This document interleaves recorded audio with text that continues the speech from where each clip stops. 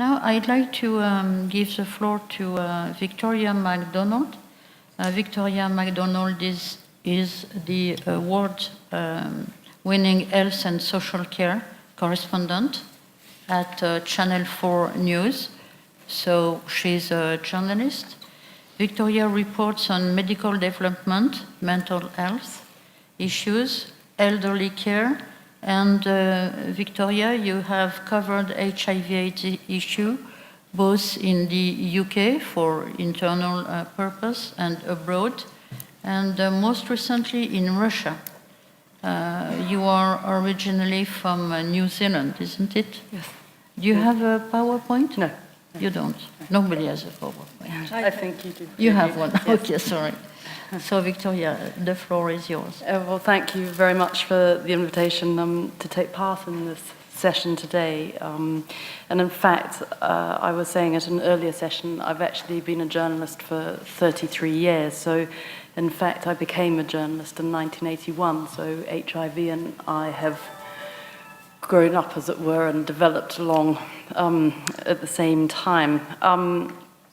And so it has always been a particular interest of mine. The other thing is the title I was given for this is the media's role in gender inequality. The other thing is I'm a mother of a 5-year-old girl, so I spend an awful lot of time trying to make her not like pink and refusing her a Barbie doll. So I think I might be losing out on the pink one, but I'm damned if she's getting the Barbie doll. So I'm thinking about it constantly. But talking about the media, and the first thing that I have to say is that I don't represent the media. I have reported in my own way, and I've been very lucky in many respects never to have to report in a way that I've felt uncomfortable with, and I now work for a reasonably liberal organisation. So I know I now have lived in the UK for nearly 30 years, so I know there are some newspapers and so on in particular that don't know anything about gender inequality, but I'm not really going to talk about them because they could come here and defend themselves on that one. This is specifically really gender inequality and its role in the fight against HIV that I was going to look at. And I came across this quote while I was researching this talk, and it said, "Fair gender portrayal in the media should be a professional and ethical aspiration, similar to respect for accuracy, fairness, and honesty." And I don't think I could find anything to dispute in those words. Yet we know that there is unbalanced gender portrayal. The Global Media Monitoring Project finds that women are more likely than men to be featured as victims in news stories. Women are less likely than men to be featured in the world's news headlines and to be relied upon as spokespeople or as experts. Certain categories of women, such as the poor, older women, or those belonging to ethnic minorities, are even less visible. The other thing I came across was from the UN Population Fund, which I also thought highlighted this challenge. The HIV epidemic, persistent gender inequality and human rights violations, and it's these that put women and girls at greater risk of infection, which continues to hamper the progress to prevent the spread of HIV and increase access to antiretroviral treatments. And they went on to talk about the media, which I absolutely agree with, and I've given a number of talks on this, is an important partner in creating awareness of the infection and its management, with the HIV/AIDS epidemic in every corner of the world and affecting all sections of society. The fourth estate, it said, has to be at the forefront of the fight against the infection and has a special responsibility in informing the public. So, as I said, it is all too easy to criticize the media, and there have been some perfectly justifiable criticisms, and I have seen numerous examples over the years, starting from 1981 to now, of irresponsible reporting, starting at the beginning with a lot of stuff about not sitting on the same loo seat, not sharing a cup, not touching someone with AIDS. And I was previously talking about a story that I reported on, which was Princess Diana being one of the first people in the UK to be photographed touching a person with AIDS who was emaciated with the Kaposi sarcoma on his face, and that changed a lot of the reporting. She told the nation, the world really, given how popular she was, that you could actually touch people who are infected. And yet, a couple of weeks ago in Australia, there was some reporting of a health worker. I think it might have been a dentist. And some of the reporting was quite responsible, but the Department of Health said said they were following up with selected patients who'd contacted the worker to ask them if they wanted to do anything about it. Well, we know that there have only been 4 cases of healthcare workers passing on HIV since 1992, I think, and one of them was a dentist who deliberately infected his patients.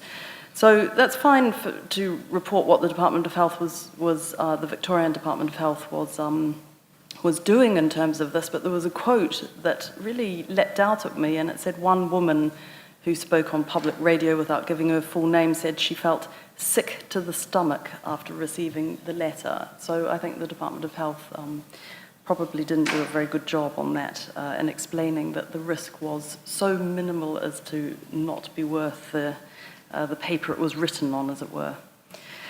We also know, and we've heard a substantial amount at this conference about the continued stigmatization of people living with HIV, aided, of course, by governments. So last night I had a piece that went up online about the number of countries who are criminalizing homosexuality and the knock-on effect. And we know from Uganda and Nigeria and from Russia of LGBT communities being beaten up, being moved from their homes, being killed in some cases, lesbian women being raped in South Africa, of Indian lesbian women being made to marry, being forced into marriage. So it is a problem right now, and it's a problem, of course, that the media needs to highlight more. But on a more positive note, there are things that the media can do and are doing.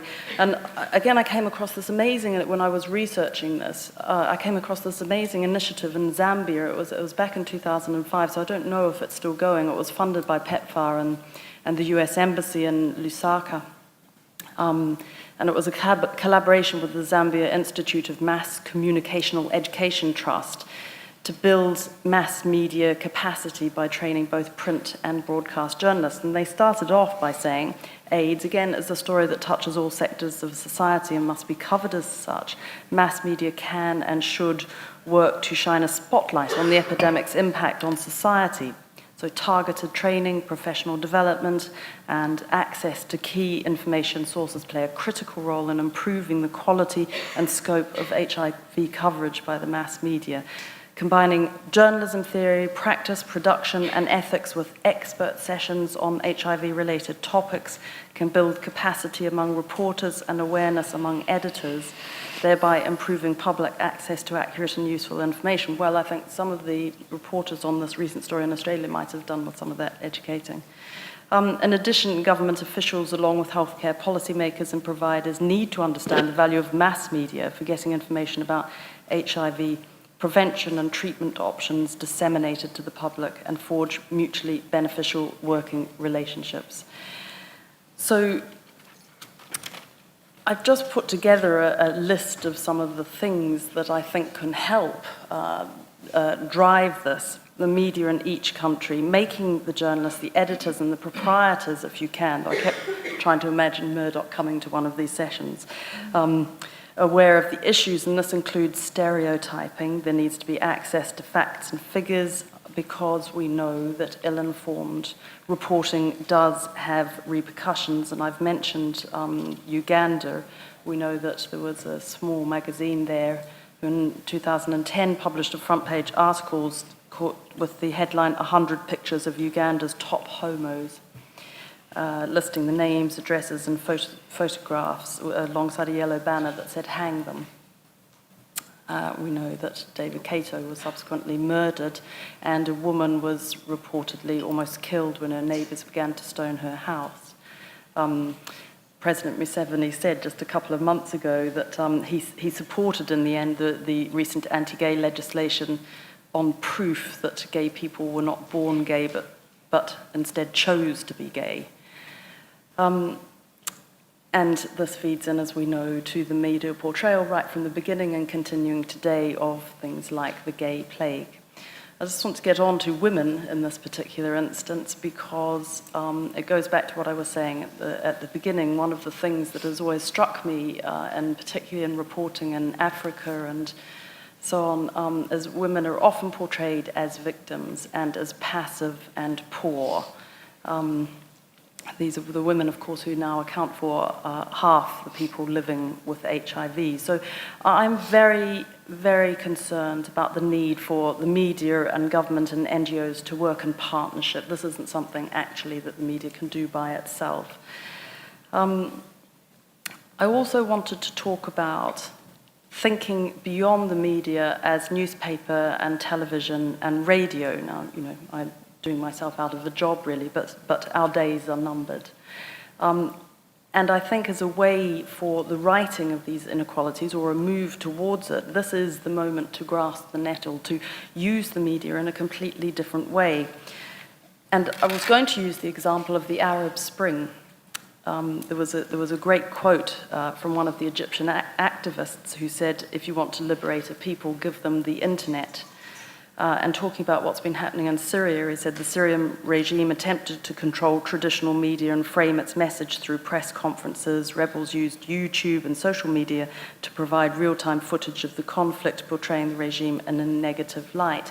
Now, I did conclude that social media alone doesn't require or even encourage useful involvement in an insurgency or result in any tangible efficacy of insurgent-oriented activities. Social media can only facilitate, not create, the leadership that's necessary for insurgencies to survive and succeed. But that is what is needed to be harnessed in this revolution against gender inequalities. So current media, I have always felt, and I am to blame in many respects because this is the way I have to gather my stories, but I think it does create a form of passivity, and I think social media can be used in a much more proactive way. The story can be much more controlled by the people who are the story, as it were. Often we in the media go in search of a case study, the people who proves the point of our story, and then we walk away and we go back to our lovely homes in England, and they're left behind dealing with the crisis that was part of their lives. Now, I think that there is a way of using all the platforms that there are in new social media for these people to gain a voice, to give their own voice, and to tell us the story that they want to tell us. There's been a very good Twitter, and I urge you all to follow it, campaign in the UK called @EverydaySexism. And it has been about the everyday sexism, indeed, that women and young girls face. And it made me think that there is something that could be used along those lines in this promotion. There was just one other thing I wanted to say very quickly. Was about the use of language. Now there is this document here. You find it online. It's a little bit out of date, but it's a media guide on reporting on HIV/AIDS, and it's very useful because language, above everything else, is something that can be used very importantly in the fight against gender inequality. So it's things like not talking about AIDS, HIV carriers, instead talking about them as positive man or positive woman or child living with HIV. Don't talk about AIDS sufferers or AIDS victims or innocent victims because that stigmatizes them. Don't use the phrase AIDS orphans. They are orphans. I mean, there was one there that they said, don't use safe sex, use safer sex, but I haven't quite reached a conclusion on whether I agree with that one or not. The only other thing I would say for any of the journalists in the room is that you have to develop a high degree of empathy, because we're obviously not living in this situation with ourselves, but you have to understand the impact of what you are reporting and what effect it's going to have on the people that you leave behind when you fly out of that country. Thank you. Thank you. Thank you so much, Victoria.